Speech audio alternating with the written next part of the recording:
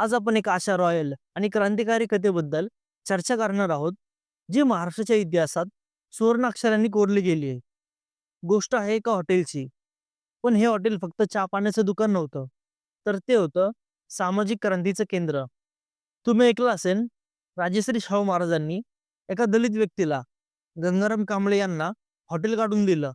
पण महाराजांनी फक्त हॉटेल नाही दिलं, तर त्यांनी गंगारामला चळवळीचा नायक बनवलं.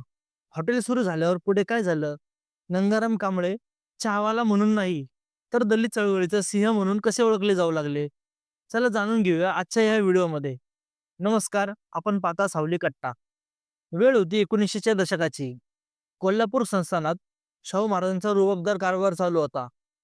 पण जुन्या विचारांचे लोक अजूनही जातीभेदच्या भिंतींना घट्ट धरून बसले होते. गंगाराम कांबळे हे महाराजांच्या नोकरीत होते. मोतदार म्हणजे हत्ती घोड्यांची देखभाल करणारे, एकदम विश्वासू. पण एकदा काय झालं, राजवाड्यातील उच्चवर्णीय कर्मचाऱ्यांनी गंगारामला पाणी पिण्याच्या हौदाला स्पर्श केला म्हणून भरपूर मारहाण केली. महाराजांना हे कळालं, तेव्हा ते शांतीत राहिले नाही. त्यांनी आधी दोषींना शिक्षा केली आणि लगेच गंगारामला जवळ बोलावलं. महाराज म्हणाले, जा गंगाराम, नोकरी सोड, तू स्वातंत्र्य धंदा कर, भांडवल मी देतो. महाराजांना माहीत होतं, कायद्याने अस्पृश्यता संपणार नाही, तर कृतीने संपेल. महाराजांनी गंगारामला कोल्हापूरच्या भाऊसिंगजी रोडवर एक सुसज्ज हॉटेल सुरू करायला लावलं. नाव ठेवलं सत्यसुधारक हॉटेल, म्हणजे सत्यशोधक हॉटेल. नावं सांगतंय, हे फक्त हॉटेल नव्हतं.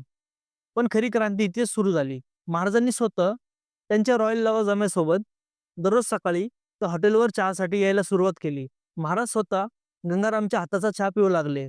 तेव्हा त्यांच्या सोबतचे उच्च पदस्थ अधिकारी आणि इतर लोकांनाही नाईलाजाने तिथेच चहा पिऊ लागले. महाराजांनी तर लोकांना सांगितलं की माझी सही हवी असेल तर गंगारामच्या हॉटेलमध्ये या. काय आयडिया ना? यामुळे काय झालं, सर्व जातीपातीचे लोक एकाच ठिकाणी एका चहाच्या कपातून एकत्र आले. अस्पृश्यता निवारणासाठी महाराजांनी टाकलेला हा चाय पे चर्चेचा मोठा आणि धाडसी राजकीय जुगार होता. आता मूळ मुद्द्यावर येतो. गंगाराम कांबळे इथेच थांबले नाहीत. सत्यशोधक हॉटेलने काय बनवलं? दलित शोषितांच्या बैठकीचे केंद्र, शाहू महाराजांच्या सुधारणांच्या कामाचे व्यासपीठ.